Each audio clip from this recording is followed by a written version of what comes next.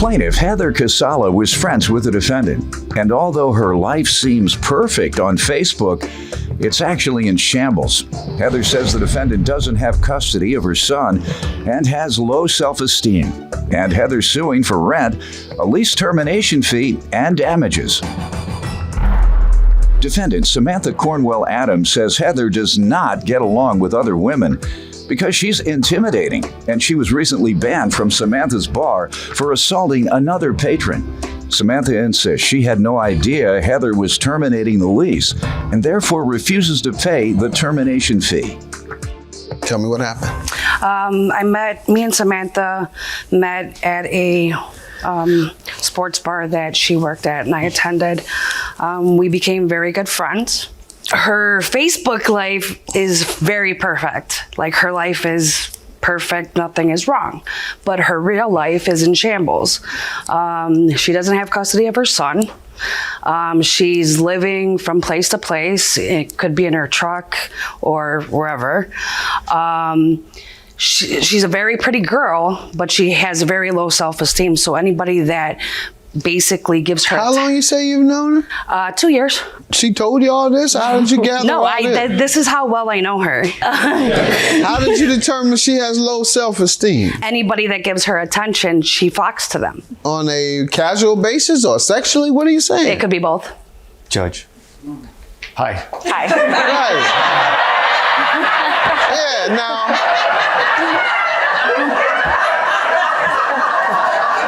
she don't seem to be flocking or flopping or whatever you say she does when somebody talks to her. So she has low self-esteem because she talks to people who want to talk to her. Okay. That just sounds like she likes to gossip and she's a sex fiend. Oh, okay. If you say she's with anybody that wants her, go ahead. Okay, so also she, she claims that she has no money, but yet she's getting her tattoos finished and going out drinking and partying all the time. And the reason why I bring this up is because, I sublet an apartment to her. Right, she won't pay her rent, so Correct. I got you. Have you asked her what happened to her money situation? Every time I do ask her, I'm working on it. Business has been slow where she works. Okay, so her financial circumstance changed. Yes. All right, let me hear from you. She doesn't get along with a lot of females. Nobody wants to bother with No. her. And because you They're have very a lot of intimidated friends, by she her. thinks you have low self-esteem. Yeah, I guess. How do you figure I don't get along with females? Go ahead. She was actually banned from my bar a few months ago from getting in a physical fight with an old coworker.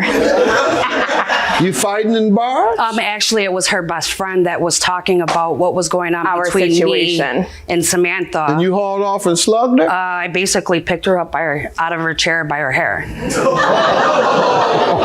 And just to let you know I'm that... going to stop talking crazy to you. Forgive me. just to let you know that case had been dropped. All right. Very good, ma'am. You're a very good person. No problem. You get no problems out of me today.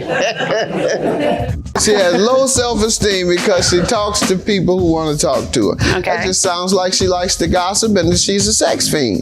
Oh, okay. Defendant Samantha Cornwell Adams was friends with the plaintiff, and she claims the plaintiff was recently banned from her bar for assaulting another patron. I'm going to stop talking crazy to you. Forgive me. Just to let you know that case had been dropped. All right. Very good, ma'am. You're a very good person. No problem. You get no problems out of me today. Go ahead, ma'am. Me and Heather actually clicked really hard from the beginning. We have, growing up, we had a lot of similarities. And then once I moved into the apartment, my bar, I make a lot of money between September and February because of football season. Once March hit, it literally went to a standstill where I was not making any money. So I fell behind. Let me get the specifics about my from you. bar situation. If you're a pretty girl and you go out and you have friends that don't want you to pay, and I would say I'm broke, I'm not going out, they'd say, oh, I got you, come out. I go out every Wednesday, and that was 6 months ago. Right. Yeah, I haven't can see really that happening. That's what my sons do. That's why they're always broke. Going out trying to play big. I got you, man. I got you. And my daughters have plenty of money. That's why. They make other folks pay. My sons, they like to pay. So sons are always broke. My daughters always have big money. She signed in a rental application with the apartment manager. I was the Leasing. Principal signee yes, or and lessor. then she was the co-applicant. Okay, go ahead. So basically, she stayed at the apartment under my security deposit. Okay. And what the agreement was, come August, at the end of August, she would go ahead and sign her own lease and pay her own deposit, and then I would be free and clear. January, she took over the apartment. It was like January 15th, maybe January 20th, and we prorated it. I have the copy of the the rental application that she signed Yes, when please, Doyle. when she took over the apartment. Rental application. Samantha. That's when she took over the apartment? Yes. But I never signed a lease or anything. On January 12th, you signed something. Yeah, I filled You out the signed an app. application A rental. with the complex directly. Did they accept your application? As far as I know, yeah. So it would be considered a month-to-month lease between you and the landlord. Basically, me and her had a verbal agreement with Carmen, which I have a letter from Carmen, basically that she would stay under my security deposit. That way she didn't have to put down the security deposit because she didn't have the money at the time. Do you agree to this? I did agree. Let's see what you have. And I was doing it to help her because she didn't want to lose the security deposit in the meantime. She paid me the prorated rate for January. February, she paid late. She paid $780, $700 for the rent, $80 for the late fee. To you or to the manager? To the landlord. March, she paid late again. She paid $300 and then gave him a money order for $200, which left $265 that was unpaid by her. So she was giving me all kinds of excuses. She said she talked to the landlord. She said she paid it. Then they in turn called me in April and said she has not paid the rest of the March payment and she has not paid April. So they said to me that if I did not pay the rent, that they were going to file a claim against me. They were going to take me to court. So what I did was I paid the $1,045 for rent. Let's get to a termination fee. How does she owe for that? Basically because I had to terminate my lease because she did not pay the rent. Did she ever give you notice she was leaving? No. All right. And is there something in here about the termination fee? Yes. Would you circle it for me? Ma'am, you tell me about this. I had fallen behind and I picked up a few shifts to try and catch up. And in April, I want to say the 26th, I believe it was, they had called her and told her that I was behind and that they were tired of me being behind because the month prior I was behind.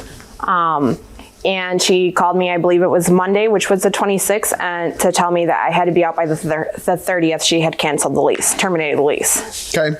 And with regard to the termination fee, you say you should know that because?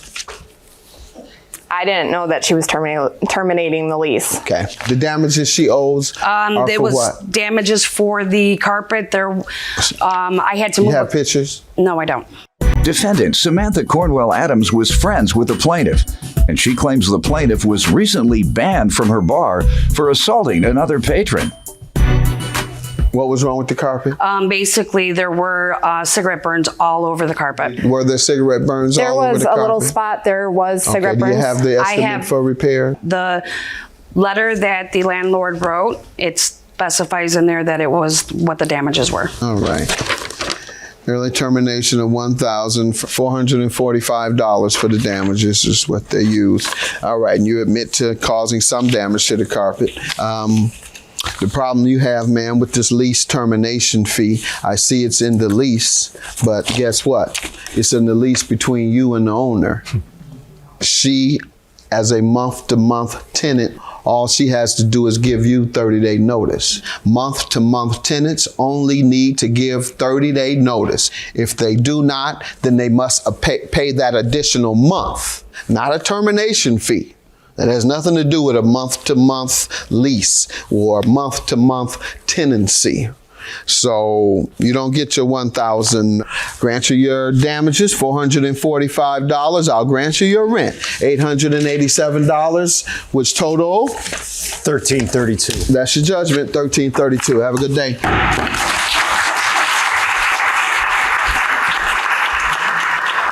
I have no problem with Heather. I have no problem with Sam. The only issue I have is because of her actions, I will never help anybody again. She's still my homie. Still my boo. Aww.